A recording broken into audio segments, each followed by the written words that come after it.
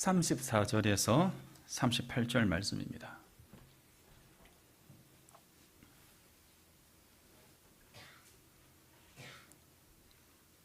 마가복음 8장 34절에서 38절 말씀입니다. 무리와 제자들을 불러 이르시되 누구든지 나를 따라오려거든 자기를 부인하고 자기 십자가를 지고 나를 따를 것이니라.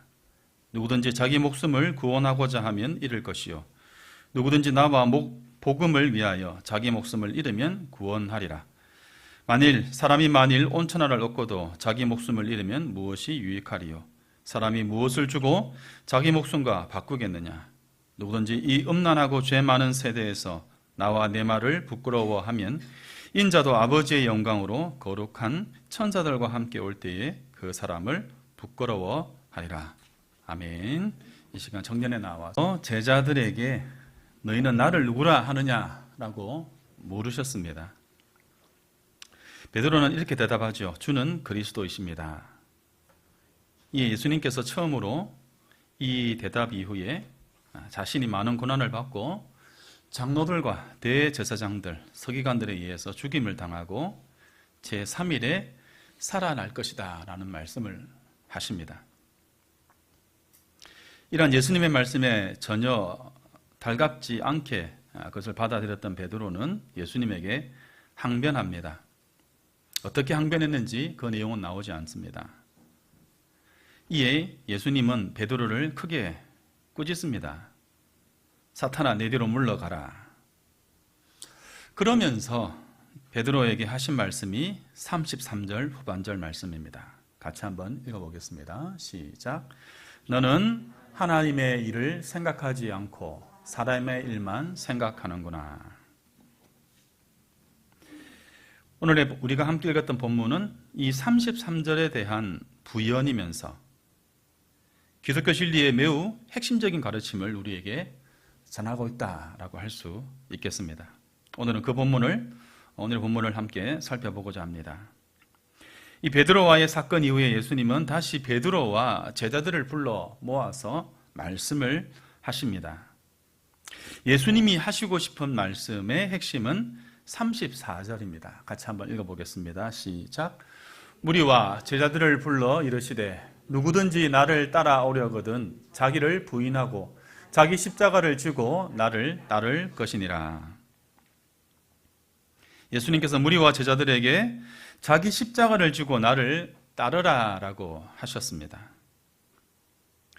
그런데 지금 예수님이 지라고 하시는 그 십자가, 이 십자가를 유대인들은 너무나 잘 알고 있습니다.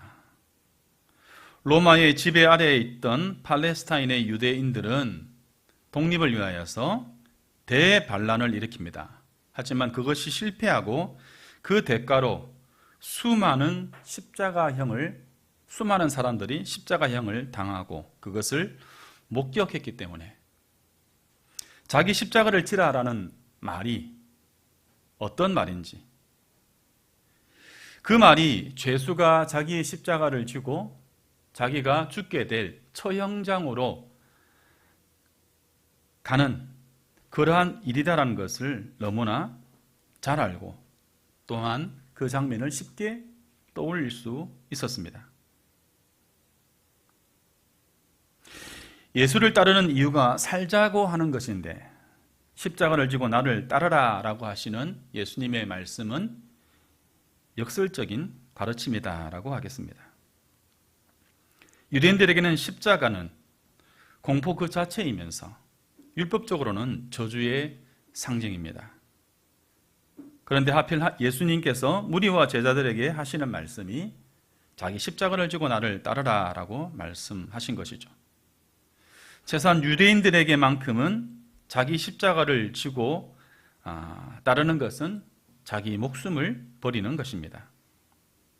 그런데 예수님께서는 나를 따르려거든 자기 십자가를 지고 나를 따르라 하십니다. 제자들과 무리들에게는 자기 십자가를 지고 따른다라는 것, 그것은 단순히 고통이나 금욕, 이것을 넘어서는 것입니다. 예수님의 이 가르침은 매우 적극적인 행동을 요구하시는 것입니다. 못내 어쩔 수 없이 할 수 없어서 하는 것이 아니라 목숨을 걸어야 할지 모르는 매우 적극적인 행동입니다. 나를 따르려면 자기 십자가를 지고 따라야 할 것이다. 그러나 우리가 살아가는 이 시대는 적어도 대한민국에서는 이 말씀을 문자 그대로 받아들이지 않습니다. 왜냐하면 세상이 변했기 때문입니다. 예수님을 믿는 것, 그것 때문에 죽을 일이 없습니다. 그래서인지 본문에서 예수님이 말씀하시는 의도와는 다르게 십자가를 지고 나를 따르라 하신 그 말씀이, 그 뜻이 축소되거나 그 의미의 왜곡이 발생을 합니다. 지금의 우리의 자녀들의 세대도 마찬가지이겠죠. 최소한 우리 평화교회의 학생들과 청년들은 예수를 믿는 것으로 인한 고난, 이것을 잘 떠올려 보기는 쉽지 않은 그러한 의미입니다. 앞전 세대와는 다른 세상을 살고 있는 것이죠. 대부분의 사람들이 십자가를 지고 주를 따르는 삶을 그리스도인이기 때문에 손해보고 양보해야 하고 참고 져주며 사는 것 정도로 이해를 합니다. 제가 정도라는 표현을 써서 이러한 삶이 간단하다라고 말하는 것은 아닙니다. 축소되어진 그것을 이제 강조하기 위한 표현입니다.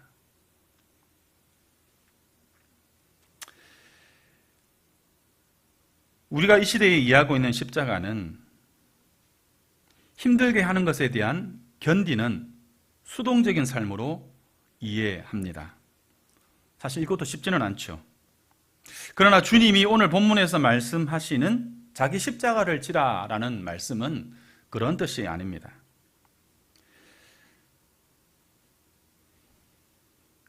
만약에 그런 뜻으로 예수님께서 말씀하셨다 한다면 굳이 십자가를 언급할 이유가 없습니다. 주님이 십자가를 지시는 그 일은 예수님에게는 정해진 기정사실이겠지만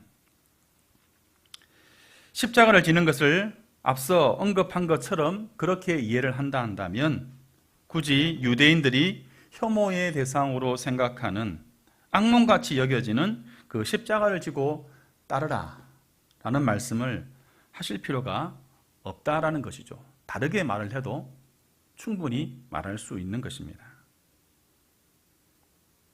세상은 바뀌고 우리의 삶의 양상은 달라졌지만 말씀의 깊이는 우리가 우리의 임의대로 바꿀 수 없는 것입니다. 그렇다면 자기 십자가를 진다는 것이 무엇을 의미하느냐? 그것을 35절에서 말씀합니다. 누구든지 자기 목숨을 구원하고자 하면 잃을 것이요 누구든지 나와 복음을 위하여 자기 목숨을 잃으면 구원하리라. 이 말씀에서처럼 자기 십자가를 진다라는 것은 자기 목숨, 단순히 생명뿐만 아니라 자신이 소중하게 생각하는 것들을 다 포함해서 자기의 안위와 욕망과 계획과 심지어 자존심 같은 것까지도 모두 포함하여 그것을 포기하고 내려놓는 것입니다.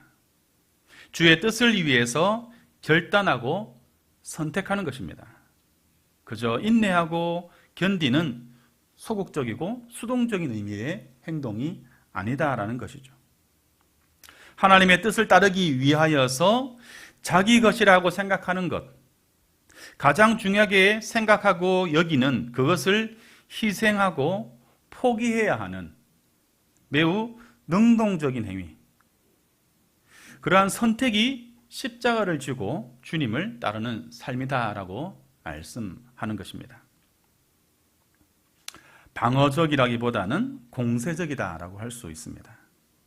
반응하는 게 아니라 선택하고 행동하는 것입니다. 그래서 어떤 신학자는 우리가 십자가를 지고 가는 것에 대하여서 이야기할 때에 고통이라는 단어보다 저항이라는 단어를 더 많이 사용하는 것이 좋겠다 이야기합니다. 아주 공감되는 말입니다. 저항은 단순히 견딤이 아닙니다. 변화를 위한 적극적인 행동에 가깝죠. 예수님의 공생애를 한번 생각해 봅시다. 모든 악하고 어그러진 것들에 대하여서 예수님은 그저 견딘 것이 아니라 저항하지 않았습니까? 요컨대 예수님이 우리의 구원을 위하여 십자가를 지시고 자기의 목숨을 내어주신 것처럼 당신의 제자들인 우리에게도 헌신과 희생을 각오해야 하는 선택, 그 행동들을 요구하십니다. 예수를 믿는 것으로 당하게 되는 손해와 불편함을 견디는 것, 그것을 넘어서는 것입니다. 소극적인 차원이 아닌 적극적으로 선택하라 말씀합니다. 자칫 가장 소중한 것을 잃을 수 있지만 그것을 감수하는 선택을 하도록 우리에게 요구하십니다. 그러한 선택을 하는 사람이 자기 십자가를 지는 사람이고 예수를 따르는 사람이다라고 말씀합니다. 이것이 그 당시에 십자가를 지고 나를 따르라라고 제자들과 무리들에게 말씀하셨을 때에 거기 있던 사람들이 이해했을 십자가의 의미다라는 것이죠. 지난 휴가 중에 비 오는 수요일 낮에 양화진 외국인 선교묘원을 찾았는데 양화진에 안장된 선교사 중에 선교사 두 분을 소개해 드리려고 합니다. 이들은 부부입니다. 지난 오후에 전해드린 내용을 수정할 부분이기도 합니다. 이 소개해 드릴 부분은 홀 선교사 부부입니다. 이분이 선교사의 이제 홀 부인입니다. 로제타 셰우드 홀과 윌리엄 제임스 홀입니다. 부인을 먼저 소개한 이유는 이 모든 일의 시작이 이 로제타 셰우드 홀에 의해서 시작되었습니다. 이 셰우드 홀은 뉴욕에서 공부를 하고 슬럼가에서 의료봉사를 하다가 약혼한 상황 가운데서 약혼자와 상의 없이 조선이라는 나라로 왔습니다. 그때 조선은 여자병원을 오픈했는데 후임 사역자가 정해지지 않아서 조선의 여성들이 치료를 받지 못하고 있는 상황이었습니다. 셰우드 홀은 이 소식을 듣고 조선으로 왔습니다. 조선에 와서 2달 후에 약혼자에게 편지를 보냈습니다. 편지가 조선에서 미국으로 가는데 4개월이 걸립니다. 그래서 6개월 만에 약혼자의 편지를 받게 됩니다. 편지의 내용은 무엇입니까? 무엇인지 여러분 제가 말씀을 드리면 당신이 나와 결혼하고 싶다면 내가 있는 조선으로 오시오. 오세요라고 했겠죠. 오세요. 이 두 사람은 조선에서 첫 서양식 결혼식을 한 커플입니다. 결혼 후에 서울에서 사역을 잘 합니다. 그래서 선교본부가 평양으로 그들을 재파송하게 됩니다. 그러나 얼마 후에 청일전쟁이 일어납니다. 이 두 나라가 이 평양에서 전쟁을 벌이게 되는데 그래서 평양은 이 전쟁의 격전장이 됩니다. 이 전쟁으로 인하여서 이 부부가 서울로 철수를 하게 되는데 전쟁이 끝난 이후에 평양은 어떻게 됐느냐? 사람과 짐승의 시체 때문에 콜레라가 창궐합니다. 평양 사람들은 다시 이 콜레라 때문에 평양을 버리고 피난을 갑니다. 이 상황 가운데 윌리엄 홀과 마페 선교사가 이 자국민을 보호하는 차원에서 평양을 들어가지 말라고 금지했는데 다른 편법을 써서 일본 정부의 도움을 통해서 평양으로 들어가게 됩니다.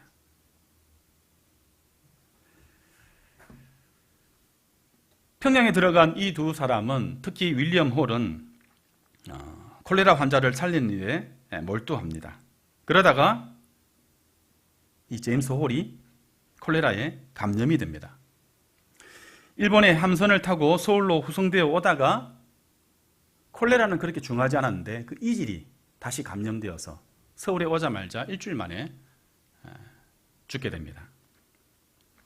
이때 그의 나이가 35세. 미국에 있었으면 부부 의사로서 상위 1%의 삶을 누릴 수 있는 사람이었습니다. 남편을 잃은 셰우드 홀은 1살짜리 딸이 있었고 그 태중에 또한 자녀가 있었습니다. 장례를 치르고 미국으로 돌아가는데 이 이후에 더 놀라운 일이 일어납니다. 셰우드 홀은 두 아이를 데리고 3년 만에 다시 조선으로 돌아옵니다. 돌아온 곳이 바로 평양입니다. 그리고 40년을 한국에서 사역을 합니다. 그러면 미국에 있는 3년 동안 셰우드 홀이 무엇을 했느냐? 남편의 전기를 기록합니다. 남편의 전기를 만들어서 그것을 팔아서 이제 펀딩을 합니다. 그 펀딩을 가지고 펀딩된 그 금액을 가지고 무엇을 하느냐? 남편의 소원이었던 조선의 그럴듯한 병원을 짓는 것, 그것을 위해서 돈을 모았습니다. 그래서 세워진 병원이, 평양에 세워진 병원이 홀을 기념한다라고 해서 기홀병원이 세워집니다. 그리고 이 병원이 나중에 해방되고 난 다음에 김일성 종합의과대학이 됩니다. 여기에서 공부한 사람이 여러분이 잘 아시는 보건병원, 우리 고신의료원의 보건병원에 있는 장기려 박사가 여기에서 공부를 해서 남한으로 와서 병원을 세우게 되죠. 그리고 셰우드 홀은 미국에서 펀딩을 하면서 동시에 점자책 만드는 방법을 배웠습니다. 이유는 그때 한국에 왔을 때에 환자의 부모 중에 말을 못하는 환자가 있었습니다. 환자의 부모가 있었습니다. 그래서 그것을 보고 자기가 점자책을 만드는 것을 배워서 조선의 최초의 점자책을 만듭니다. 한 가지만 더 말씀을 드리면 이 선교부에서 허드렛 일을 하던 사람의 딸이 하나 있었습니다. 김점동이라는 여자였습니다. 이 김점동이 영어를 잘하고 부침성이 좋았습니다. 그래서 미국으로 갈 때에 그 아이를 데려갑니다. 데려가면서 뭐라고 말하냐면 거기에서 너가 공부를 하지 않겠느냐, 의사 공부를 하지 않겠느냐. 그래서 그를 데려갑니다. 근데 데려갈 때 여자아이 혼자 보낼 수 없어서 박여선이라는 남자와 결혼을 시켜서 미국으로 데려갑니다. 이 박여선이라는 사람은 아내를 헌신적으로 외조를 합니다. 그리고 공부를 다 마치고 돌아오기 6개월 전에 이 남편은 폐결핵으로 세상을 떠납니다. 한국에 돌아온 박에스더는 이름을 이제 박에스더, 남편의 이름의 박을 이제 성으로 해서 박에스더라는 이름으로 개명을 해서 한국에 돌아와서 엄청난 사역을 합니다. 그런데 그의 건강을 돌아보지 않고 밀려드는 그 모든 환자들을 다 돌아보다가 결국에는 과로로 폐결핵에 걸려 죽게 됩니다. 자기의 몸을 충분히 돌아볼 수 있는 여유가 있었지만 그것을 선택하지 않고 그들을 돌아보다가 과로로 죽게 됩니다. 조금의 긴 이야기를 여러분에게 들려드렸는데요. 앞에서 말씀을 드린 이러한 사람들이 갔던 길을 보면 그저 고난과 핍박의 길을 간 것이 아닙니다. 조선인들도 다 피아노를 가버리고 남겨진 이 콜레라가 창궐한 평양으로 자진해 들어갔던 제임스 홀. 아내의 외조를 위해서 일하다 과로사로 생을 마친 박여선. 올려드는 여성 환자들을 다 돌아보다가 과로로 폐결핵으로 생을 마감한 박에스더 선교사. 모두가 스스로 선택한 길입니다. 그리고 그들을 있게 한 셰우드 홀 선교사 역시 다르지 않습니다. 한국에서 먼저 낳았던 그 딸도 다시 한국으로 돌아간 이후에 1년 만에 전염병으로 잃게 됩니다. 이들의 삶은 끌려 들어간 것이 아니라 스스로 선택한 삶입니다. 자기 십자가를 지고 예수를 따르는 삶을 산 것이죠. 자기의 십자가를 지고 예수를 따르는 삶은 하나님의 뜻에 순종하기 위한 적극적인 삶의 실천이고 선택입니다. 그것을 위해 소중한 것을 잃게 될지 모르지만 그 위험 가운데서도 그 길을 간 것입니다. 그래서 십자가를 지는 것은 그저 견디는 것이 아니라 하나님의 뜻에 순종하기 위해 행하는 적극적인 선택인 것이죠.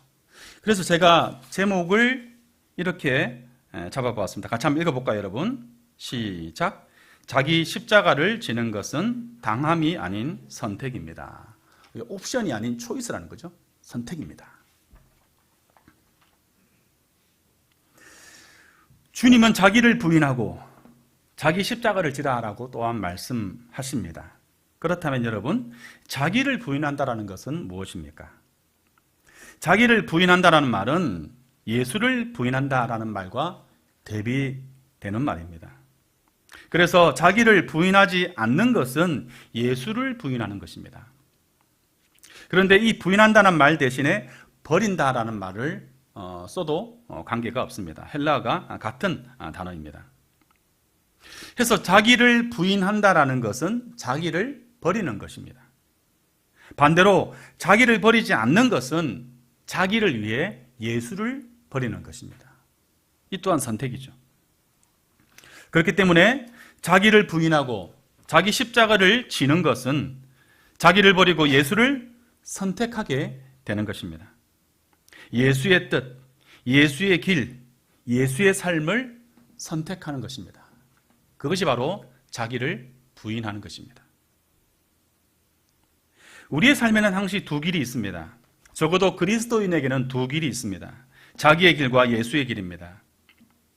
이 두 길이 같으면 이상적이겠지만 늘 그렇지 못하죠. 해서 자기 길을 버리고 예수의 길을 취하는 것이 자기를 부인하는 것이다 라고 말씀을 드렸습니다. 십자가를 지는 것은 고난에 처하는 것이 아니라 십자가 고난을 선택하는 것이다 라고 여러분에게 말씀을 드립니다. 그러니 고난당하는 것이 아니라 저항하는 것이다 라고 말씀드릴 수 있습니다. 자기를 부인하고 십자가를 지고 가는 삶은 주저하며 못내 따라가는 삶이 아니라는 것이죠. 내가 하고 싶은 것을 버리고 주님이 원하는 것을 선택하는 아주 적극적인 행동입니다. 다시 말해서 예수님이 지셨던 십자가는 고통을 감내하는 것이라기보다는 저항하는 것입니다. 공생의 가운데 예수님은 불의를 걷어내고 어그러진 것을 바르게 하고 병든 것을 고치고 악한 것들에 대해서 소리치는 현실의 문제와 불의에 대해 저항하셨습니다. 성전 마당에 있는 돈 바꾸는 자들의 상을 뒤엎으시고 채찍으로 양과 소들을 내쫓으셨던 예수님의 모습을 생생하게 우리는 기억합니다. 독사의 자식들아, 누가 너희를 가르쳐 임박한 진노를 피하라 하더냐라고 했던 이 추상 같은 화를 냈던 세례 요한의 모습을 우리는 기억합니다. 이 모든 것이 불의에 대한 저항입니다. 이것이 십자가의 길이고 자기 십자가를 지고 가는 삶이며 우리가 따라가야 할 길인 것이죠. 십자가를 지는 것을 이렇게 이해하게 된다면 바로 이어지는 35절의 말씀이 그전과는 전혀 달리 읽히게 될 것입니다. 35절은 성경에 나오는 대표적인 역설입니다. 역설은 소리 없는 아우성, 뜨거운 얼음, 이런 표현이 역설이죠. 성경의 대표적인 역설이 무엇입니까? 약할 그때에 강함이라. 고린도후서 12장 10절. 또한 마가복음 10장 44절에 으뜸이 되고자 하는 자는 모든 자의 종이 되어야 한다. 이렇게 말씀했습니다. 35절에서는 목숨을 잃고자 하면 얻게 되고 얻으려 하면 잃게 된다라는 역설을 말씀합니다. 그래서 35절의 말씀은 그리스도를 따르려는 이들에게 불편한 말씀이 아니라 위로의 말씀으로 읽히는 것이죠.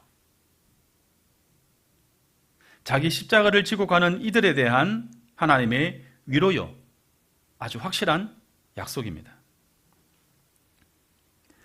36절은 이렇게 말합니다. 같이 한번 읽어볼까요? 시작. 사람이 만일 온 천하를 얻고도 자기 목숨을 잃으면 무엇이 유익하리요? 십자가를 져야 할 이유를 말씀합니다. 자기를 버리고 예수를 선택하는 것이 유의다라고 역설합니다. 이어지는 37절은 자기를 버리고 예수를 선택해야 할 두 번째의 이유입니다. 자기를 취하고 예수를 버리는 사람은 하나님께서 그 사람을 부끄럽게 여길 것이다 라고 말씀하고 있는 것입니다.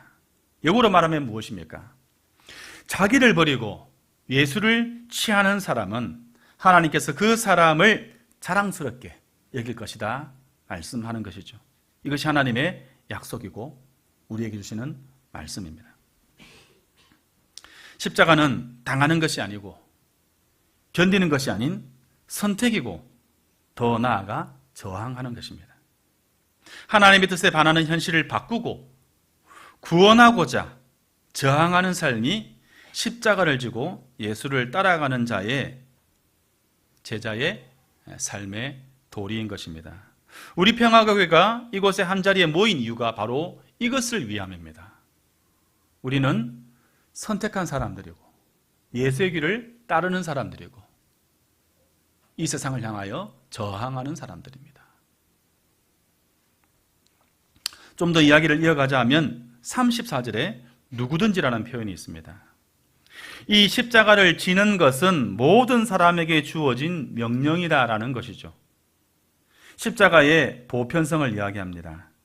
자기 십자가를 지는 것은 모든 그리스도인들에게 예외 없이 요구되는 길입니다. 각자의 십자가는 그 분량과 방법이 다를 수밖에 없습니다. 그리고 정해져 있는 것도 아닙니다.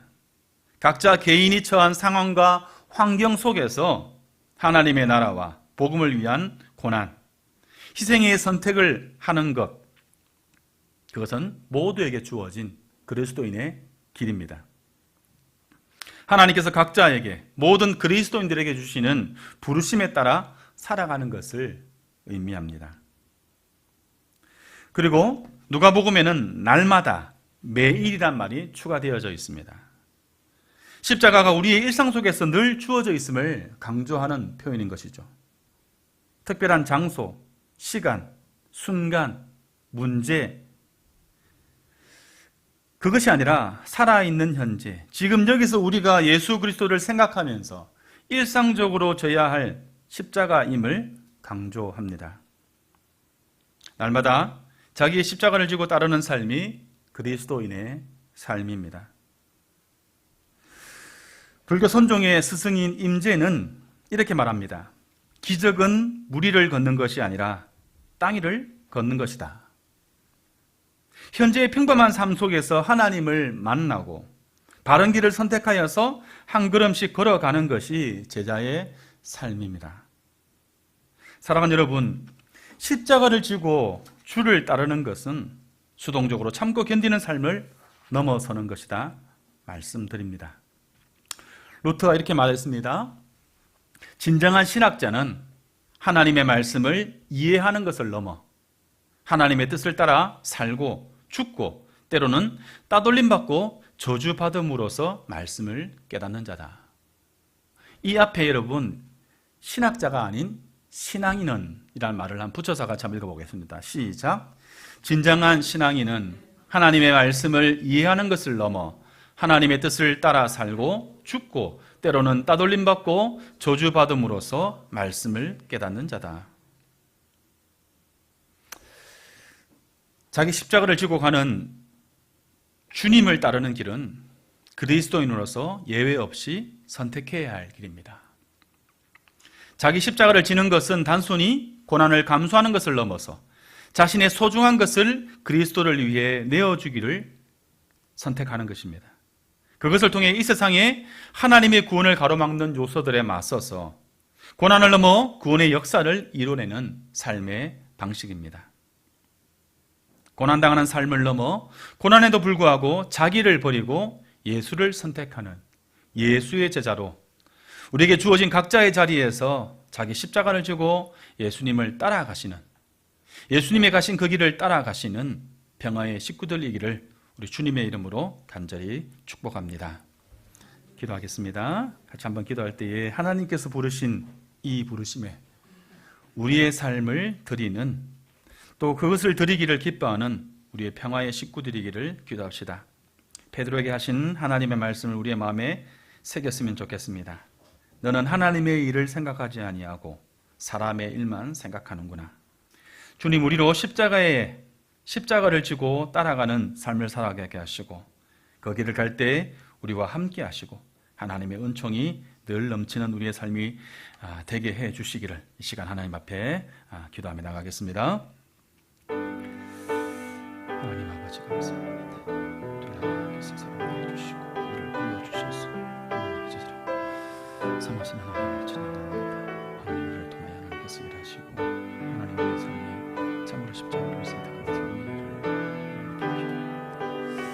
하나님을 도와주시고 우리가 귀를 하시고 하나님께 은총을 나가게 해주시고 하나님 식구들 주시도록 좀 역사해 주시옵소서. 우리 찬송가 461장 찬송하겠습니다.